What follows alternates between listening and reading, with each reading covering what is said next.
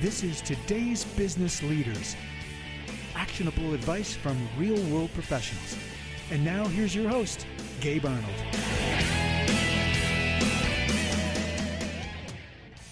All right, on today's show, I have Hayk, and I'm not going to pretend to pronounce his last name. He'll pronounce that for us because I butcher it every time I try. But he has been on the show before, and we're going to talk about his book and entrepreneurship and actually building a business that does give you freedom. Hayk and I both experienced the kind of similar things within the last year or so here that we're going to touch on. So welcome back to the show. Thank you. It's good. Great to be here, Gabe. Thank you so much. Yeah, absolutely. So when you first came on the show, you talked about how you built your agency and the work that it took and your work ethic and just, I mean, in all honesty, a simple but not easy plan of success. And that I just really admire your work ethic and how, I mean, you said you went out and made 2,000 cold calls, if I remember right. And, or maybe more. About 25,000. 25,000. Okay. Yeah. But when you first were going to get your agency, you said you had to go like make a minimum number of calls. And I forget, you went in, you told me in the story then that like you went in and said, yeah, well, I made all my calls, and everybody was shocked because nobody else did the required even minimum number of calls. And I just remember hearing that and just being impressed and just being, you know, honored to have a friendship and relationship with you, because I don't think there's a lot of people that take their business that seriously and just put their head down and do the work. And you've now achieved that. And you've really, you know, you've really created a lot of success for yourself, and you've graduated to the other side where you can actually not run your business every day. So number one, congratulations. You've done a great job with that stuff. So I appreciate it. Thank you so much, Gabe. It's a learning curve, still learning. But it's one of those things that I knew coming to America, the American dream. One thing I was taught by my father is nothing substitutes good old fashioned hard work, because everybody's looking for that silver bullet. Hey, what's this, you know, but tell me the truth. Tell me about the specific words you use. I'm like, it's just, you want to mess up a lot of times. That's one of the best advices I can give to anybody. But like you said at the very beginning, I did have to put in a lot of work. First, you work for your business, right? And then your business starts working for you. And I talk about that formula in my book a lot. It takes about 5 years, but there's specific transitions. And I think what every entrepreneur should be working on, if they're doing a startup or they're in acquisition, there is a, you know, first 2 years, and then 2 to 4, and then 5 to 6. And I'm glad to be where I'm at right now, because after the year 6, actually, that formula worked flawlessly for me. We just mentioned before we were on air that I took a 1-month-long trip to Ukraine to meet my wife's family, to kind of first time in Ukraine, take my family out with me. It was great, but this was the first time my wife truly enjoyed me on a vacation, because even though I was connected with my business, I wasn't mentally stressing out about the business. Yep. And that was been something I've been fighting to achieve for a long time. Yeah, we were talking about how I took like 3.5 weeks off last summer, and I've never done that in my life. And it actually went awesome. And I enjoyed myself, and everything ran, and we sold work, and like everything worked. And I think what's key to realize, because I've mentioned that to many other entrepreneurial peers and people I know and run into, and they're like, oh my God, I can never do that, you know. And one, like, you actually have to start planning for that type of thing in order to get your business to grow that way and to actually mature as an entrepreneur. But there definitely is a formula and an approach. So if you'd like to, I'd love to have you give a quick recap for those that haven't heard the first episode of kind of who you are, how you got here in the business you have. And then let's dive into what's in the book and that process and formula that you talk about. Yeah, for sure. I think it's super key. So let's start there. For sure. And to add to that, one of the most pleasing things when I came back from the trip, my team actually had the best month I've ever had. So almost made me think, should I be out more often, right? No, but I think there's a huge power about giving your team ownership and walking away sometimes. Because when I go back and think about my times of growth, and it's always been when I had the training, I had the knowledge, but I was too afraid to act because there was somebody more knowledgeable and smarter next to me, and I didn't want to look like a fool in front of them. And I feel like I do that to my team sometimes.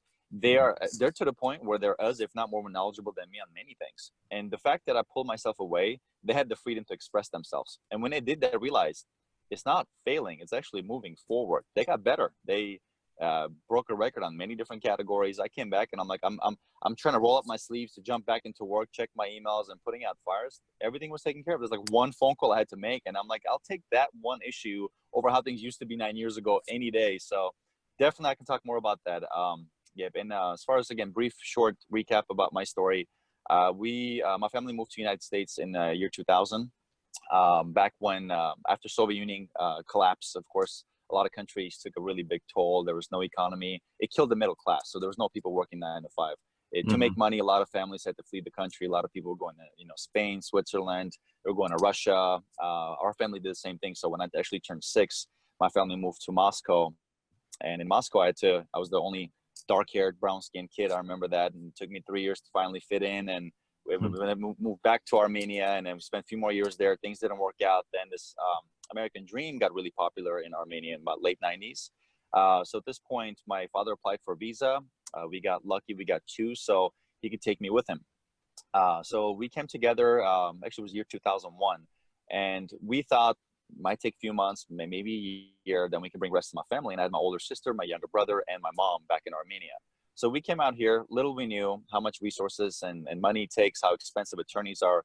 It actually took us 7 years to be able to bring the rest of my family to America. So I was this 13-year-old kid, mommy's boy, who had a great relationship with his brother and sister, who was pulled away from his family. So I had, early on in my years, I developed a very big fear of places and moving, and I had fear of acceptance. I think to this day I suffer. I'm looking for justification. I want people to like me, right? I had this thing that from back in my day when nobody did, I was the social outcast, this kid who couldn't speak Russian, couldn't speak English, and I had to fit in. We moved like to 7, 8 different schools as we moved to America, because at every opportunity, my father had to move and find a construction job, whether work for a pizzeria, and I was there with him working as much as I could.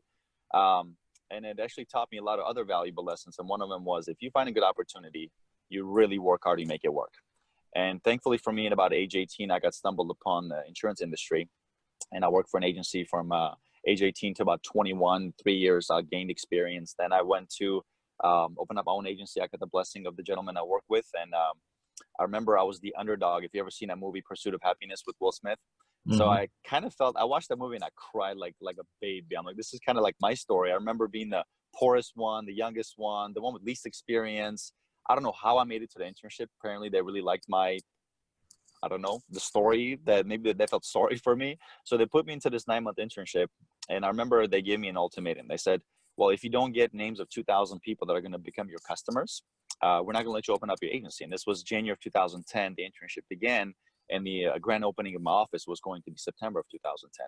So they gave me 9 months, and I had to put together a plan and of how I'm going to get 2,000 names of people. And I remember I kind of went to corporate and I said, well, there's no way I can get that many people's names, because I was a producer for 3 years. I wrote up everybody's business. All my friends, family, peers are already insured through the agency, and I can't. There's a non-compete clause. I can't take any of those clients, right? So they're like, well, you need to figure it out. So I asked for some mentorship and some coaching. They told me there's the phone book, there's the yellow pages, there's the white pages, there's the labor and industries website. We can call the contractors in the state of Washington where I'm at.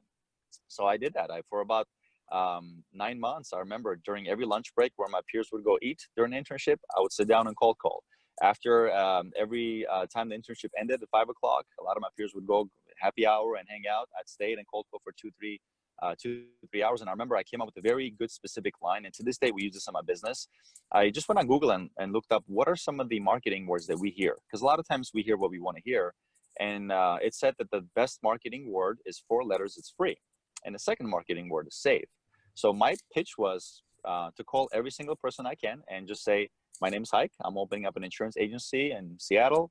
If I can give you a free estimate, can I see if I can save you some money? And Gabe, I can't tell you how many people would say, save what? Free what?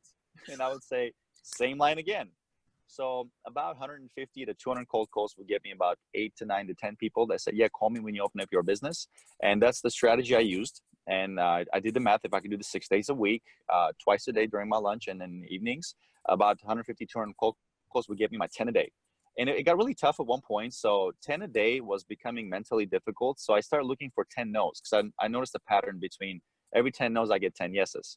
And what I mean by a no is somebody's literally like, don't ever call me F off, click, Exactly. So I looked for no's. It mentally taught me a valuable lesson, because if I'm looking for you to reject me, I'm looking forward to the rejection, because if I get 10 rejections, I'll go home. But when somebody says yes, I'm like, oh, weird. That's okay. I'll take your information down and I'll call you back in a few months. So I started looking for 10 no's, and that's one of the strategies I use in my business. And a lot of times, like one of the goals while I was out of the office for a month, I asked my team, get X amount of conversations. So now we track activity, we don't track results, because often we have certain level of activity brings us these kind of results, right? And then we do the similar or more activity, brings us less results, because we don't really control other people's decisions. So we realized, as long as we recognize effort and we celebrate effort, sometimes we can't control the results, but we know X amount of effort brings X amount of results. Like my business and most businesses are 2-month average. We have one terrible month, we have one great month. But if you look at linearly, it's an average of 2 months. That's how business entrepreneurship life works, right? Yeah. So that taught me how to look for rejections and look forward to activities. So long story short, internship was ending. This was my last month. I had to do a business plan presentation before I can open up the office. I came up to the management. I said, sorry, I failed you guys. I don't have 2,000 names. I've got 1,800, and I didn't deliver, so I'm out. And they kind of looked at my handwritten notes and they looked at my Excel spreadsheet of all the numbers I've called and everything I've had. They're like, you're in. I'm like, well, I didn't deliver. What do you mean you're in? I didn't get you 2,000 names. Like, Hayk, we never asked anybody to get 2,000. We just want to throw you in because you're the youngest guy we've ever talked to. And I was like 21 at the time. So nobody's even gotten 1,000. The fact you have 1,800, we're not worried about you. We've been watching you call. I think you're going to be good. I was kind of upset but happy at the same time. Like, they were experimenting on me. But I remember we started off, first month, we broke a record in our town. And then ever since, we've been continuously outperforming all the offices in the area. That's been very a blessing of mine. And eventually I started leading and building a team. And I remember after my first full year, I got an invite to Coeur d'Alene. And it was like a recognition event for the top 100 agents. I went there.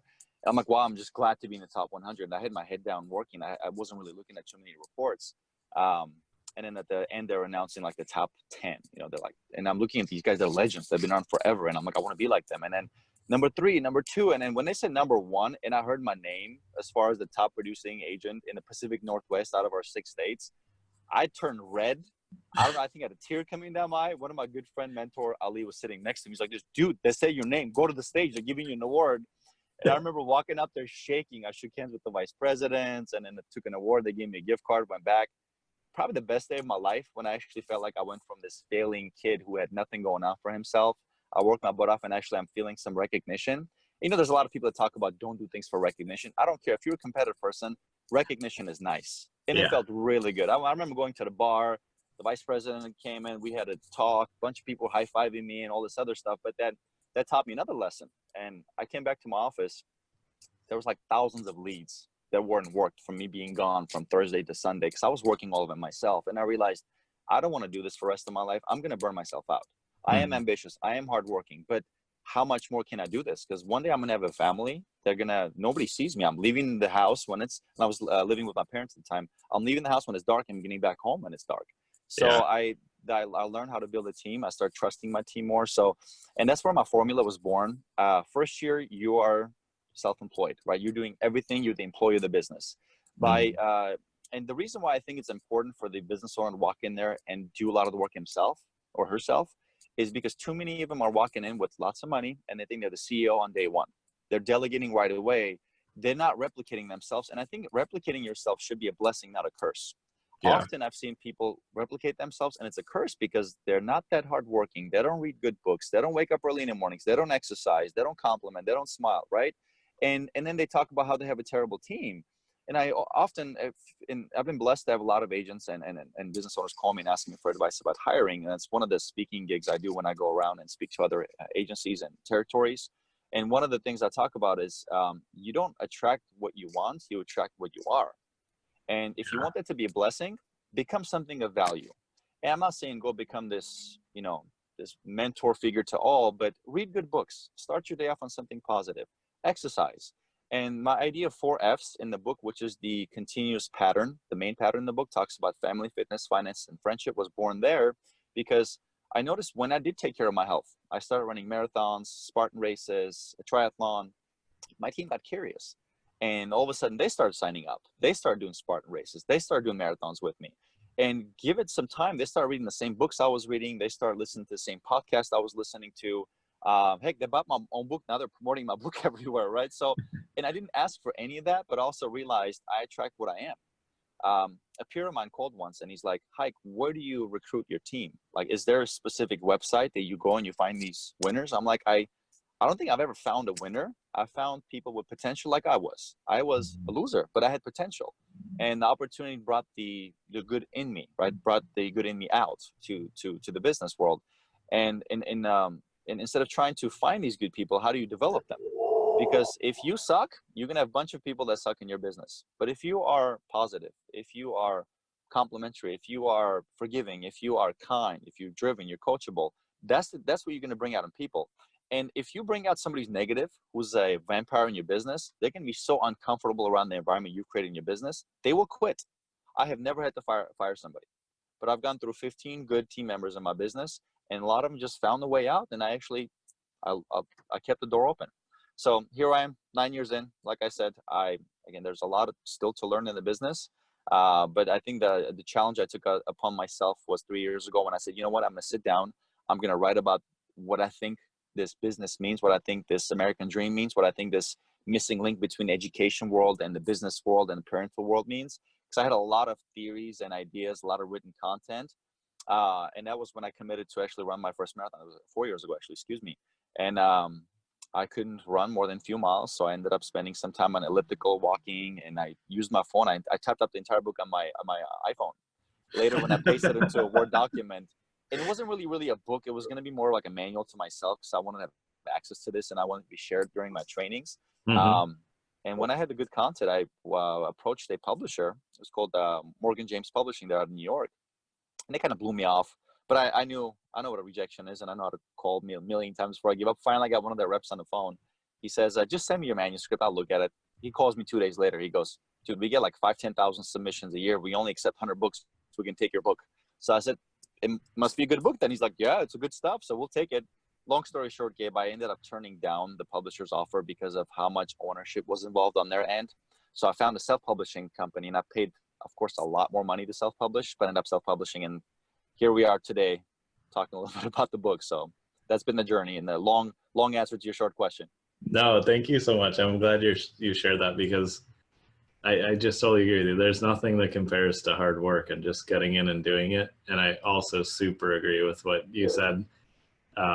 You attract who you are. And so if you, and I guess I didn't really think about it until now, like if you try to replicate yourself too early on, you're going to have a really shitty company, because it's like, no, you're going to be rough and unrefined and no experience. And so I went through that iteration in my first company, and didn't work out well because I wasn't a good leader and I wasn't a good entrepreneur. And like, after learning all that stuff the second time around, I love my team. We have a fantastic team, and it's so much better, it's so much easier, and it's so much more enjoyable. And the relationships are really there. So okay, that's how you took a month off and you were just fine. You came back to a functioning business that did not need you to put out fires. That's good for you, Gabe. That's a very, very small percentage of small business owners actually get there.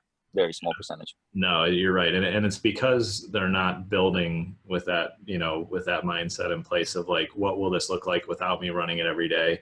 And it's because they're not doing the personal development and the work that they have to do to be, a leader worth following. I mean, I totally agree. And school's always in session. That's right. It always is. And one of the things I've been trying to shift in my language is I tell people, like, just treat everything like an experiment instead of making it just like a you won or you lost, which you do, but like give yourself the freedom to run more experiments and test and learn and bring back the joy of learning. Because I mean, as kids, it's easier because we're like, oh, I'll try that out. It sounds fun. Like that's the playfulness I feel like we should have more so than making it overly serious when it doesn't need to be. So well, most people are afraid of experiments because they're afraid to fail. Yeah. And if you look at the process of evolution, for thousands of years, we were hunters, right? So, and often what used to work in our benefit back in the day when we used to hunt for tigers and lions and bears and wild hogs, well, those certain things worked in our favor, but the similar way our biology works is working against us now.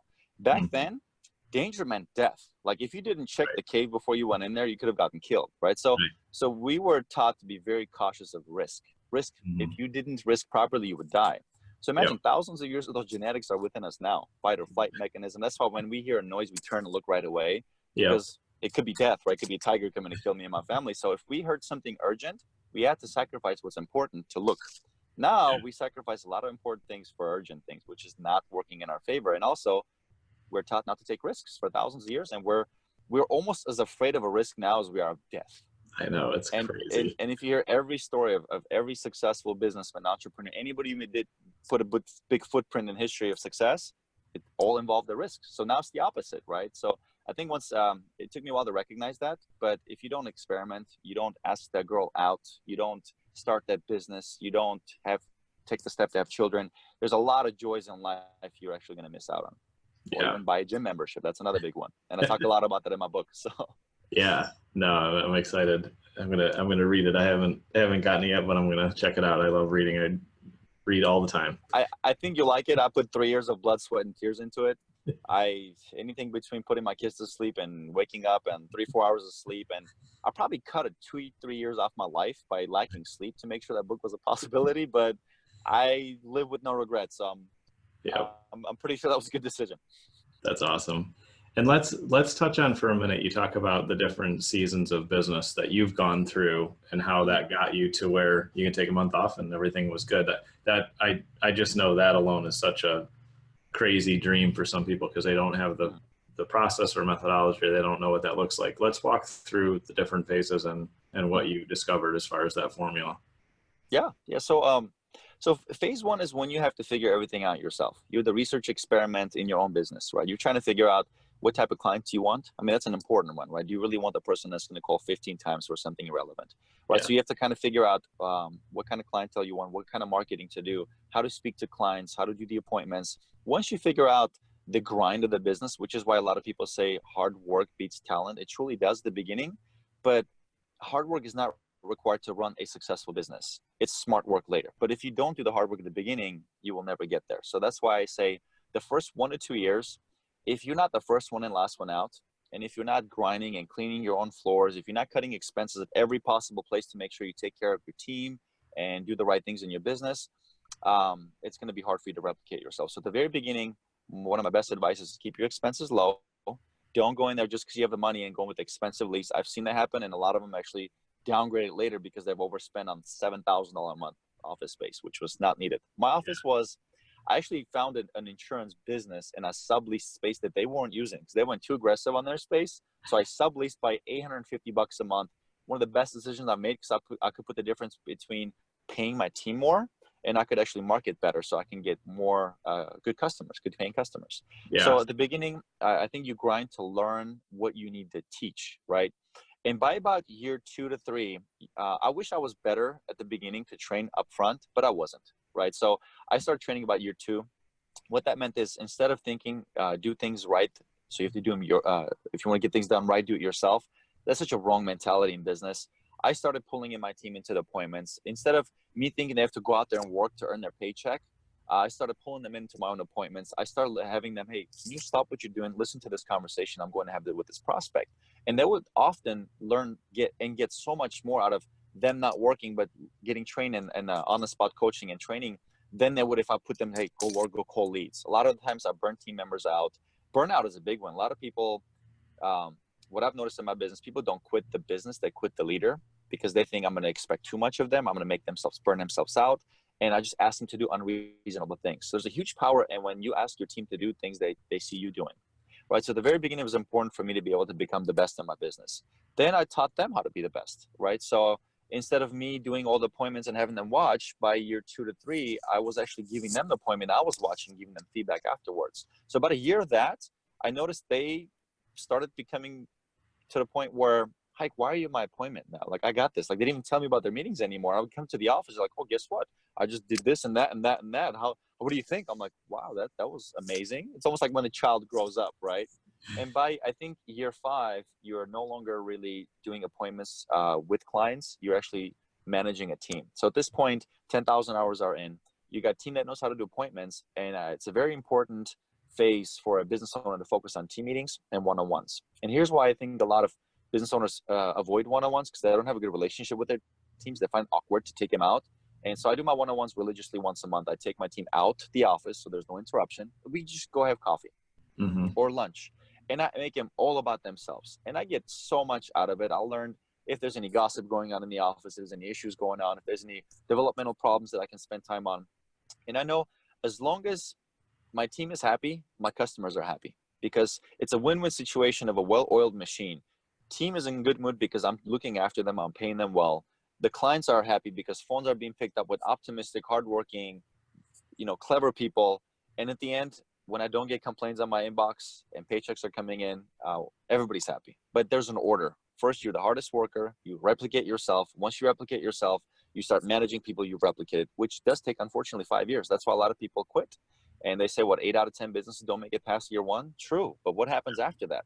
Half of those people don't make it past year 3 because they don't build a team. And half of those people don't make it past year 5 because they don't replace themselves and not manage the business. So that's my 5-year.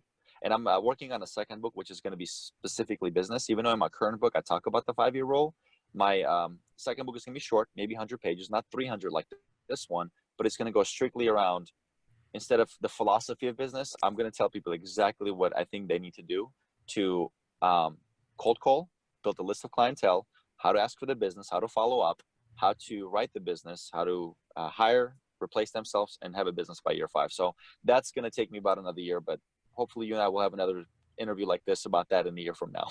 Absolutely. And I'll read that one too. Awesome. No, I appreciate the support, Gabe. Yeah, absolutely, man. I really enjoy talking to you, and I love your story. And I like how you always face your work head on and you figure it out. And I think that's, you've pushed through all the different phases and learned and gone through so much. And you're right. I mean, very few people are doing the same thing for 5 years, let alone actually building a successful business. And go ahead. I was just going to say, we're too addicted to progress. We are so, and then there's something I spent a lot of time talking in the book. And I think there's a certain part of us that is so used to jumping on new things that makes us feel excited. And we're doing it continuously because that excitement feeling wears off with time. Mm-hmm. And we want to feel the same way, even though that's the opposite of what we should be doing. So if you got something good going on, let it be boring for a while. I mean, business is not the funnest thing, Gabe. You know this, right? There's been so many kids who are like, oh man, this is like I'll try to jump onto something else. Like if that was the case, divorce rate would be at 99%. Yeah. Marriage is not always the funnest thing ever, right? No, it's you have disagreements, you had boring days, but that's the contentment that makes the relationship work. Is faith, right? You know that this is what it's supposed to be like. Too many people are looking for the temporary fun, or is it adrenaline, or is it whatever excites them? And that's the problem, I think, in a society where divorce rates are not 53% because we can't make them work, is because we're too easy to jump on the next thing and fire the problem versus fixing it. Yeah, I totally agree. Sticking with things and figuring it out definitely gives you a lot more stability in the long run. Absolutely. And as you talk about kind of the last phase of replacing yourself, and we both did the experiment of basically checking out for a month, and it worked out okay.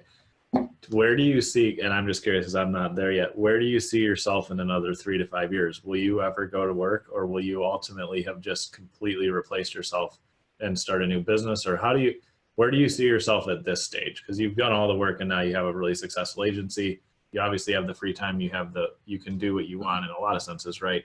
Where do you see yourself going? And if you do step away completely, so to speak, what does that look like? Have you thought through that? There's a good mentor figure in my life who's been doing what I'm doing. I've done for 9 years. He's been doing this for over 40. And he's probably one of the most successful guys in the state. He probably never spend the money he makes, right?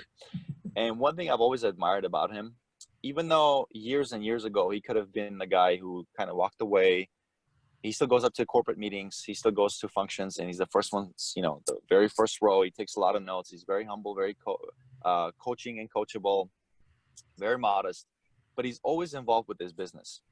And I think that's a grounding thing that I'm going to have to actually need, because like yesterday, I picked up a phone call. It was first day back in the office. I took my team out on a lunch to celebrate the good month they had. Came back and we had 54 missed calls in 2 hours. So it was fun. And there's one lady that called like a bunch of times. So I just picked it up and called her back.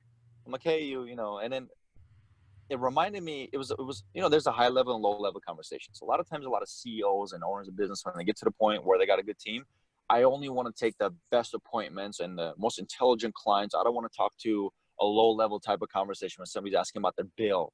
But I can't tell you how much of a power there is to sometimes remind yourself, I don't care how cool you are or where you are in life, that customer is still going to have a low-level conversation with you. You need to have your A game.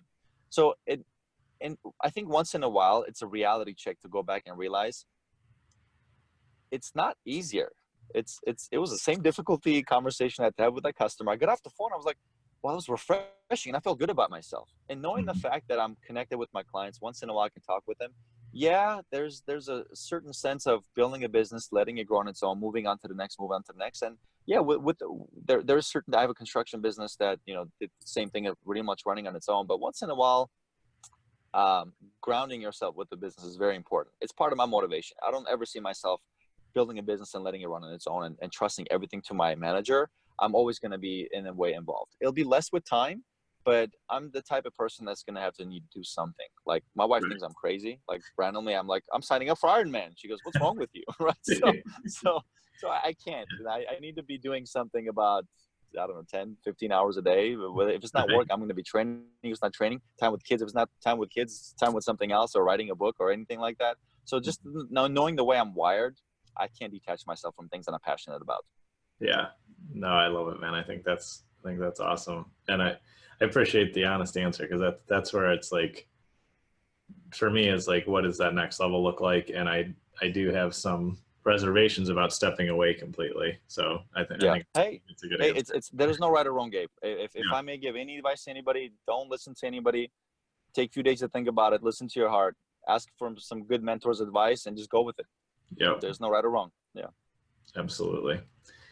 Awesome. Well, I will put a link in here. Everybody can go ahead, and I would highly recommend you get a copy of the book. It's called The Power of Mindset. It's right on Amazon. So I'll drop that in the comments here, and we'll put that in the show notes, and definitely be expecting the next book in the next year or so, which would be awesome too. But thank you so much for coming on, Hayk. I always enjoy talking to you. You're a straight shooter and an honest guy, and somebody that I think I'm just really blessed to know you, and appreciate that you're, giving to your community out there and just, worldwide with being on the show here and being a part of what we're up to. So I appreciate you, man.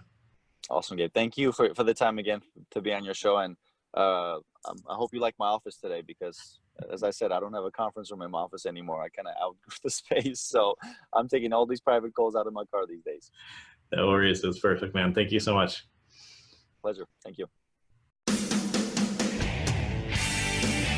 You've been listening to Today's Business Leaders with Gabe Arnold. Remember to subscribe on iTunes. For more information, visit todaysbusinessleaders.com.